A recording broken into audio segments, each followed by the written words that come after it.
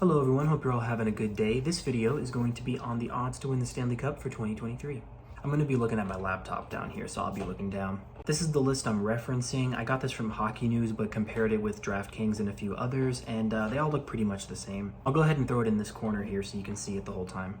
So just want to offer my opinions on some of the positions for this list. I think for the most part, they're all pretty accurate, but I kind of think that some teams should be placed a little bit higher, a little bit lower, but yeah, all in the same general area. So starting off at the bottom, first off, there's a typo, the Anaheim Coyotes. Now, of course, Arizona. I do think that, unfortunately, they're a little deserving of being in the lowest spot. They've just been having some losing records, and it's just kind of tough.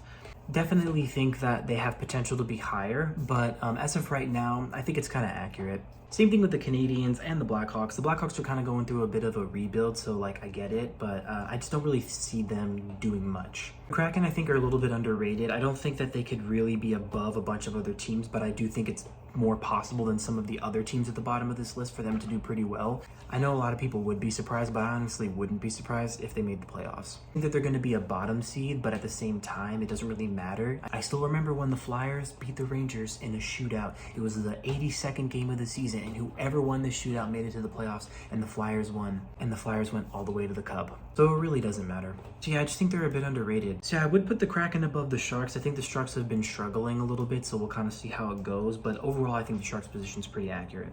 The Blue Jackets, I definitely want to put them up higher. I want to put them all the way above like where the Philadelphia Flyers are, honestly. I think I would put the Senators just below the Blue Jackets, and I would put the Detroit Red Wings right below the Senators.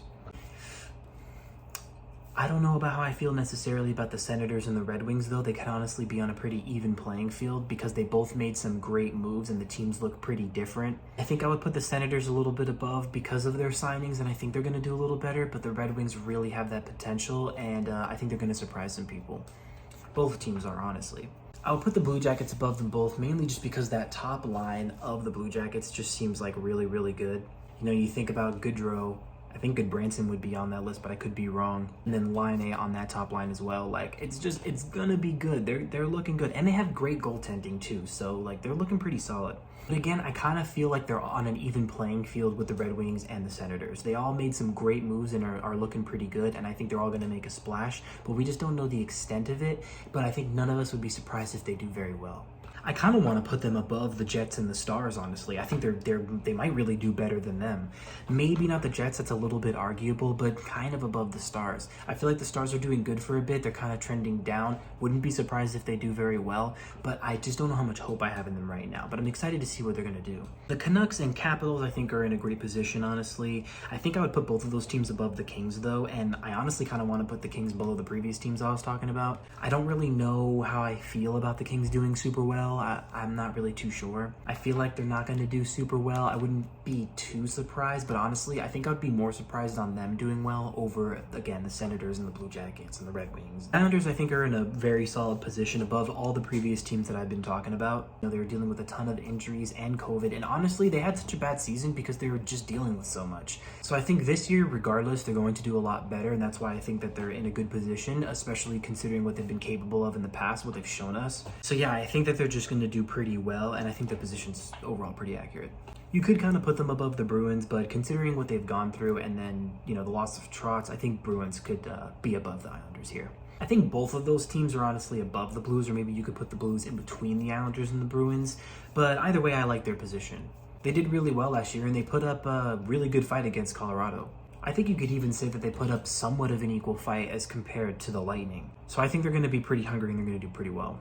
So about my boys here, the Rangers. I'm really happy about the position that they're in here, and I also think it's pretty accurate. The Rangers surprised everyone and did very, very well last year. They did lose a couple pieces that helped them get there, but at the same time, they're in prime playoff position before the additions of Kopp and Vetrano. Of course, we got Mott and Braun, but I think that just Kopp and Vetrano were a bigger impact. But with the loss of them and, of course, Strome, they also added pieces like Trocheck, which is just an amazing addition. And, of course, the kid line just blossoming as players. I think they're going to do so much better than they did. If it's equal to what they did in the playoffs, it's going to be amazing. The team's just looking really, really good, and they all got so much better throughout their playoff run last year. Like, honestly, they're all such better players. The team's looking really, really good, and I think the Penguins are probably in like an equal spot as compared to they were last year. I know everyone's a bit older, but I don't really think Crosby, Letang, and Malkin are getting like that much worse as compared to last year. They were still amazing. So I think the Penguins are in a good spot, but I put the Rangers above them just because they did beat the Penguins. I know they had some goalie issues, but let's consider the fact that the Penguins had a 3-1 lead with a third-string goaltender. I don't really think the goaltending was an excuse. I think that, yeah, it could have went either way given certain circumstances, but the Rangers did really well in winning. And if you consider their performance in the second round, they were a better team than they were in the first round. And although they kind of got like totally gassed and beaten by Tampa in the final 4 games, they did really well and were playing their best hockey in the first 2. So they just got better and better throughout those playoffs, and I don't really think they're going to get worse, so I would put them above the Penguins. The Oilers, I think, keep their spot above the Rangers just because they're real strapped and they're hungry, and I think they're just going to do better than they did last year. I put them both above the Wild, and I keep the Wild above the Penguins. I think you could consider the Wild to be on somewhat of an equal playing field as the Rangers and the Oilers, but I keep them above it just because I think that the Rangers and the Oilers just have some better pieces. The Wild have an amazing team, and now that they have some more experience under their feet, I think that they're going to do better. So I kind of like their position. I wouldn't be surprised if they did better, but I just kind of like the position that they're in here. The Flames, I think they got to go way up. Honestly, you could consider them in the second or third position easily. I'm putting them above the Panthers because, you know, if we consider that trade that went down, I think just the Huberdeau and Tkachuk trade could have been considered a 1-for-1. And then the fact that Calgary on top of it got Uyghur, it's just like, I think they kind of won out a bit. So I'm going to say that the Flames are above the Panthers. I kind of want to put the Panthers a bit lower. You might consider them out of the top 5 just because they lost a lot of the pieces that they added to go for their cup run.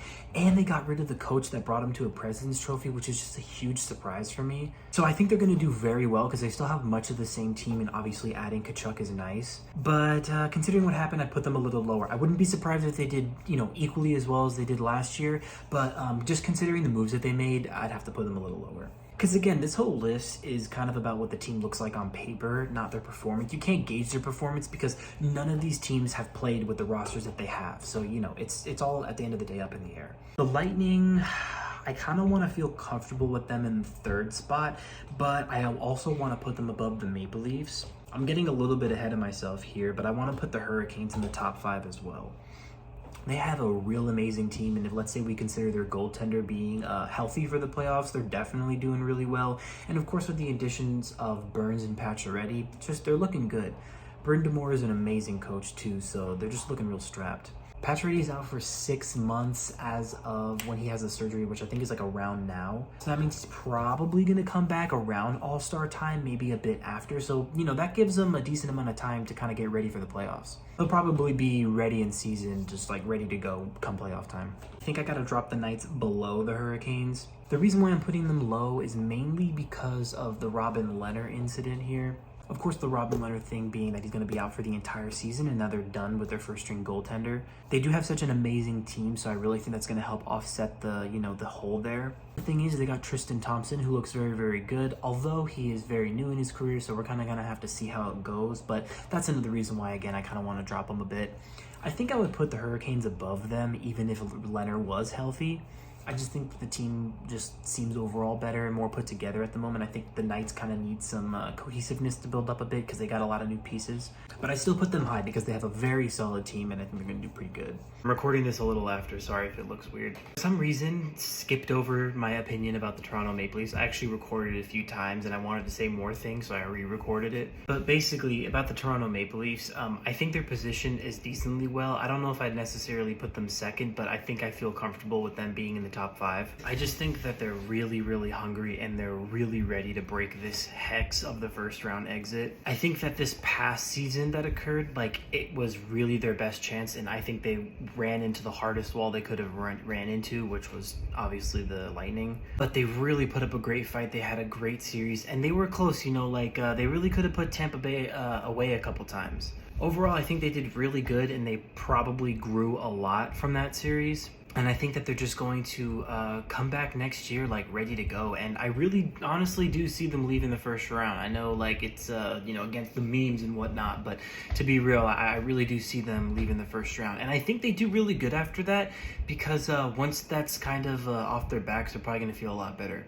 I know a lot of players and stuff talk about how like those types of things don't affect them, but they're at the end of the day, like maybe they're not thinking about all the memes and stuff like that, but they're definitely like, we're tired of losing in the first round. It's time to make a deep run in the playoffs. I'm over this. And so I just know a lot of the players are probably feeling that way, and I think this is the year that they do it. And if they do get past that, they stand as good a chance as anyone else. That's why, because they just have such a great team, and I do think that they'll go past that, I feel comfortable putting them in the top 5.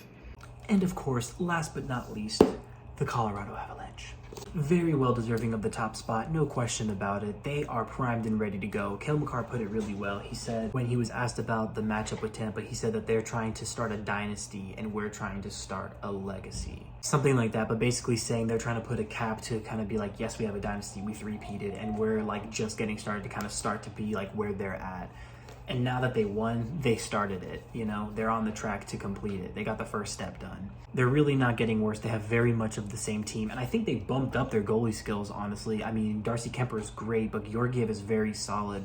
People say he's iffy, but when he plays consistently, he plays very well. And in his final 9 games of the season, he went 8-1 with, I think, around a 2-point-something, like low 2.0 goals against average. He's a very solid goaltender, so I really think they went up in that category. And the fact that he's going to be playing regularly as a first string, he's going to do very well, and he's going to make them real happy. And of course, as I said, the rest of the team's looking pretty much the same, so they're ready to go. They're not slowing down. So yeah, those are my opinions on this whole order for winning the cup. If you guys have any opinions about any teams being a little bit higher or a little bit lower, please let me know, because I just absolutely love talking about it and I'm curious. Anyways, thanks for watching, and yeah, take care. Have a good one.